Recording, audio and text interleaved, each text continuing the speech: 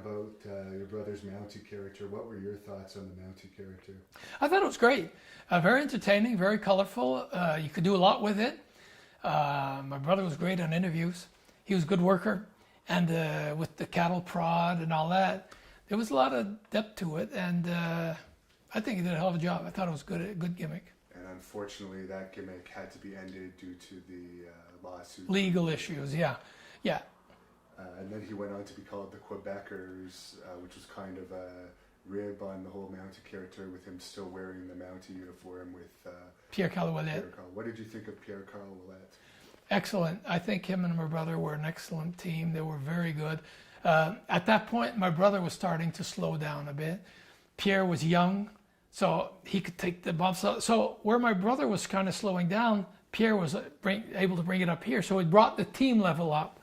And my brother's experience was good for Pierre. My brother was very good on the mic. He helped Pierre a lot. I think they were both good for each other. At that point in time of their careers, they were both good for each other.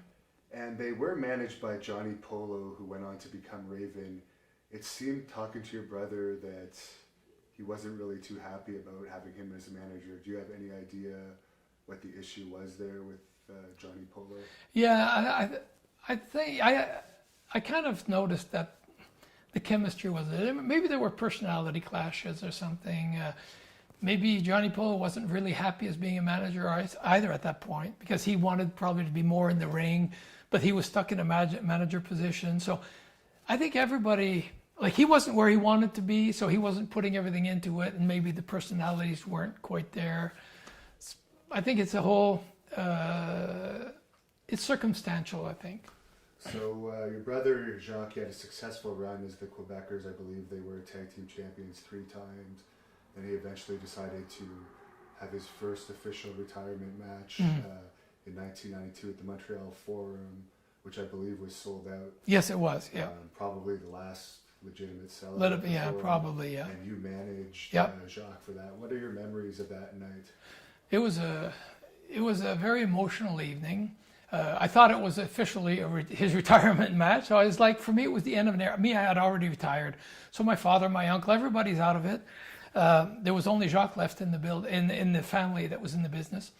And it was, for me, it was like the end of a whole era of the Rougeau family in the wrestling business. So for me, it was emotional also. So it was memorable. The atmosphere, the everything you felt the intensity, the emotion in the place. It was really a nice evening. As I was reading on Wikipedia, I hadn't heard of this until recently, that you actually had a 6-man tag team match in the late 90s with Jacques and Pierre against Edge, Sean Stasiak, and Tom Brady. Right. That was back then because of my working visas. My working visa was as, like when they brought them out, was as a wrestler. I'm a commentator now.